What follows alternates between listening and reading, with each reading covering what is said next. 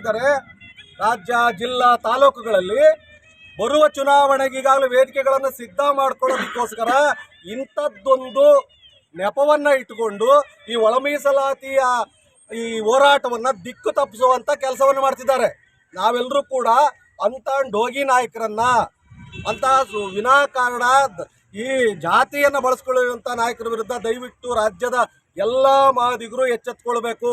ಅಂಥವ್ರನ್ನ ಅಲ್ಲೇ ಕಂಡಲ್ಲಿ ಖಂಡಿಸುವಂಥ ಕೆಲಸ ಆಗಬೇಕು. ಇವತ್ತು ಆ ಮಾದಿಗರನ್ನ ಬರೀ ಇನ್ನೊಂದು ಯಾವುದೋ ಜಾತಿ ಅಂತ ನಾವೆಲ್ಲ ಹೇಳಿದ್ವಿ, ಅದು ಅಲ್ದಲ್ಲ. ಇವತ್ತು ಅದೇ ಮಾದಿಗರೇ ಅವರನ್ನು ಬಳಸ್ಕೊಳ್ಳೋಂಥ ಕೆಲಸ ಆಗ್ತದೆ. ಹಾಗಾಗಿ ನಾವೇನು ನಿರಂತರವಾಗಿ ಈ ಒಳ ಮೀಸಲಾತಿ ವಿರುದ್ಧವಾಗಿ ಏನು ಷಡ್ಯಂತ್ರ ಮಾಡ್ತಾ ಇದ್ದಾರೆ, ಅವ್ರ ವಿರುದ್ಧ 30 ವರ್ಷಗಳಿಂದ ಹೋರಾಟವನ್ನು ಎಲ್ಲ ಪ್ರಾಮಾಣಿಕವಾದಂತಹ ದಲಿತ ನಾಯಕರು, ದಲಿತ ಸಂಘಟನೆಗಳು ಮಾಡ್ತಾ ಬಂದಿದ್ರು ಕೂಡ ಇನ್ನೂ ಜಾರಿಯಾಗಿಲ್ಲ ಅಂದರೆ ಅದು ನಮ್ಮಲ್ಲೇ ಇರುವಂಥ ಮೀರ್ಸಾಧಕರಿಂದ ಆಗಿದೆ. ಅಂಥವ್ರನ್ನೆಲ್ಲ ಕೂಡ ನಾವು ರಾಜ್ಯಾದ್ಯಂತ ಧಿಕ್ಕರಿಸುವಂಥ ಕೆಲಸ ಅಂತ ಮಾಡಬೇಕು.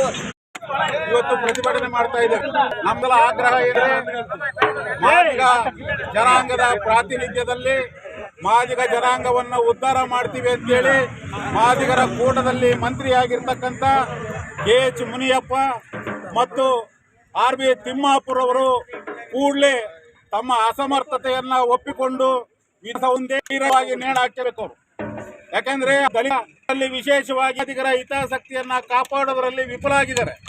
ಅದೇ ರೀತಿಯಾಗಿ ಇವತ್ತು ಮಲ್ಲಿಕಾರ್ಜುನ ಖರ್ಗೆ ಆಗಿರ್ಬೋದು, ಪರಮೇಶ್ವರ್ ಆಗಿರ್ಬೋದು, ಮಹದೇವಪ್ಪರಾಗಿರ್ಬೋದು, ಡೆಲ್ಲಿಯಲ್ಲಿ ಕೇಳಿದ್ರೆ SC ಅಂತಾರೆ, ಕರ್ನಾಟಕಕ್ಕೆ ಬಂದ್ರೆ ನಾವು ಬಲಗೈ ಅಂತಾರೆ.